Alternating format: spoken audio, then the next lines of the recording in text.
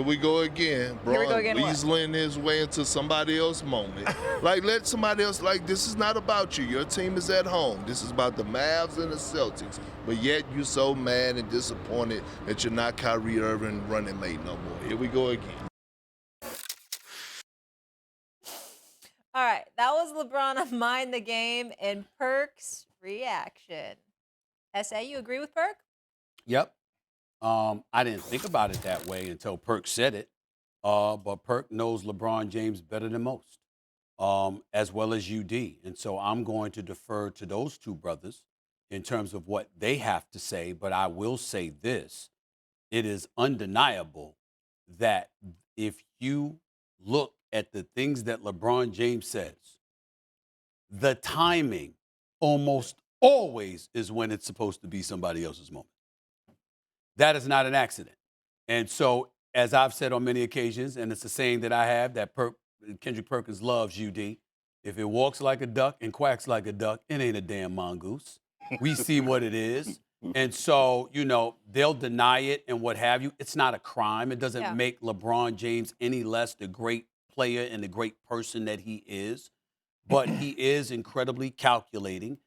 He does manipulate storylines, headlines, narratives. He works tirelessly to do that. And this latest example, like I said, it was the last thing on my mind until Perk said what he said. I was just looking at what he said about Kyrie. Yeah. I didn't even think to say, well, here he goes again. Yeah. And then Perk said it, and I went like this, damn. Yeah. That is a good point.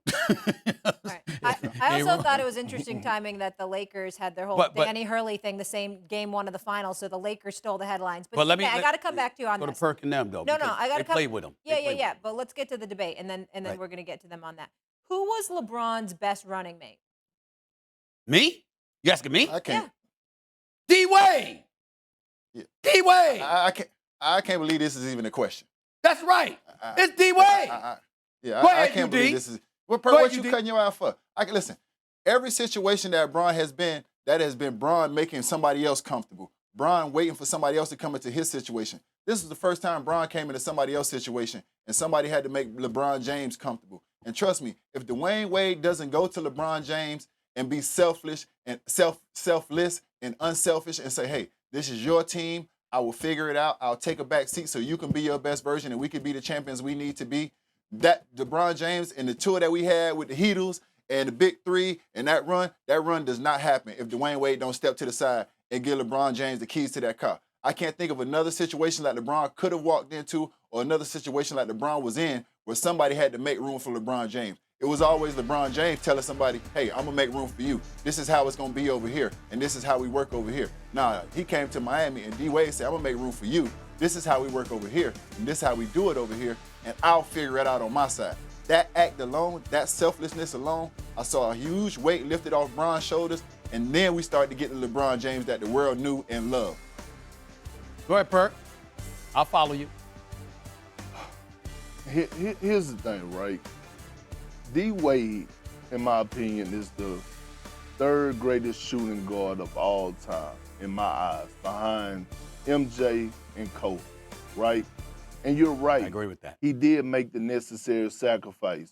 You're right, UD. LeBron James did go to the University of Heat and that Heat culture to find out how to complete the mission. Damn it, y'all won your second championship, but he won his first championship against me. Damn it, I was on that Oklahoma City Thunder team when y'all beat us and we couldn't get out of Miami.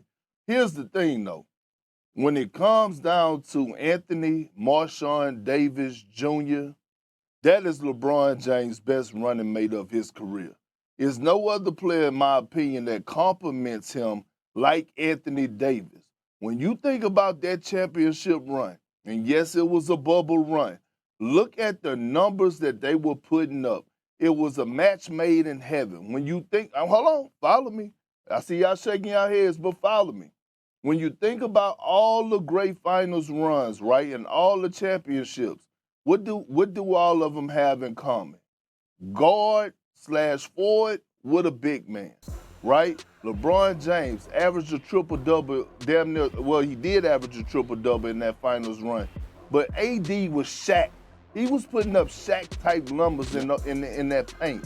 So when it comes down to his best teammate, Anthony Davis, man, in my eyes, is one of the most skilled power forwards to ever play the game of basketball. His impact on both ends of the floor is undeniable, what he brings. He should be in the MVP conversation every season. He should be in the Defensive Player of the Year conversation every season. That's how great of a talent and how great of a player Anthony Davis is. It's no shade to D. Wade. I love Dwyane Wade. It's no shade to Kyrie Irving. I love Kyrie Irving. We're talking about the most skilled offensive player in my eyes to ever touch the damn basketball. And last thing, before I give it to you, Stephen A., it was a while when I tweeted this because we had this conversation before about 2 years ago. Mm-hmm. And you know who quote tweeted me and said, Perk, you're right? It was D. Wade himself. Okay. I feel you on that. Let me be very clear for the record. And I want to make sure, please leave UD and Perk up on the screen when I say this. Please. Because I'm about to say something that I have never said about Dwyane Wade, Perk. I don't give a damn what he said to you. Me neither. I don't care. That's number one. Number two, this Anthony Davis take, I think that it's up there. If I put an A-list on your worst takes in your career here at ESPN, which, by the way, has been illustrious, and I must say that I'm very proud of my little big brother right there. You understand what I'm saying? I'm very, very proud of you, Perk. I'm very proud of you. But you know what I'm saying? But you've had a few moments, just a few, and this might be your worst take ever. I said this about Kyrie yesterday, and I'm going to say it again. And you lose the argument, Perk, off the top because you just finished talking a few minutes ago on another subject where you talked about yourself and Doc Rivers feeding you the ball and how you never touched it again, but he made you happy to start off, and then you made a bunch of things happen that you don't see in the box score, okay? Who made things happen that you don't see in the box score for LeBron James more than D. Wade? Let me tell you something right now. LeBron James did not know how to win on the NBA level until he arrived in Miami. I know he got up to the finals against San Antonio. I know he didn't have the team. I don't even hold that against him. But the choke job in the finals against the Dallas Mavs was a choke job. You were there. You were a teammate. You don't have to say it. I'm telling you. He choked. Now, I love LeBron. Number 2 all time. He choked in the fourth quarter. If J.J. Barea and Jason Tatum are guarding you in the post, and you're LeBron James, and you can't play because panic mode kicks in, which it did, it's a choke job. And then you won back-to-back championships. When you departed Cleveland and you go to Miami, you went to Miami because you hadn't won yet. And Roz with the rings being displayed to you. And D. Wade talking about you. And here's the ultimate diamonding out of LeBron James.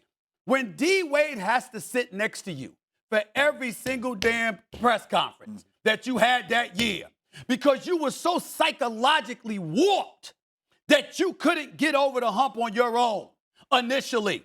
That matters. And I bring that up, last point, to both of you champions. I'm deferring now. I've said this on many occasions. If you look at LeBron, if you want to take LeBron from his championship, you ready for this, Perk? Sit back because you might fall out your chair when I say this. If you omit time before LeBron won his first chip and you go by his time winning that first trip against OKC, from that point forward, I will concede you have a legitimate discussion to talk about him as the greatest player ever, the GOAT.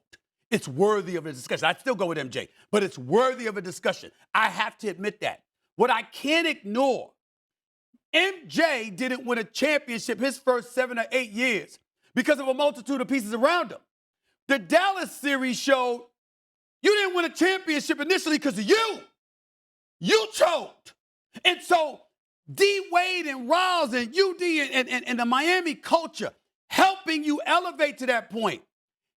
Anthony Davis piggybacked off of that. Kyrie piggybacked off of that. D. Wade didn't have that to lean on. D. Wade had to help elevate LeBron by stepping aside and convincing him, you the best in the world. You better than me. Take it. I can't do what you do. LeBron didn't even believe it himself. You cannot say AD and Kyrie are a better compliment to LeBron James when you had that kind of baggage that you walked into Miami with. UD, the floor is yours. And I'm going to tell you one thing, Perk. I'm going to tell you one thing that separates D-Wade from all, since we saying government names, Dwyane Tyrone Wade. So I'm going to call that his government name since we're saying governments.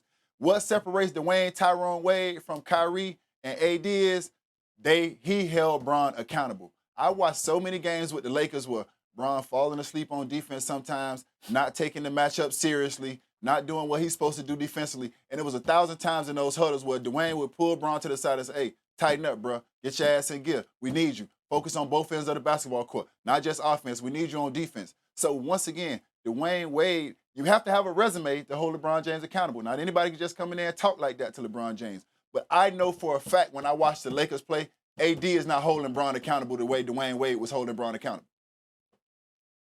And you know it as a basketball player and as a champion that you police yourself in the locker room.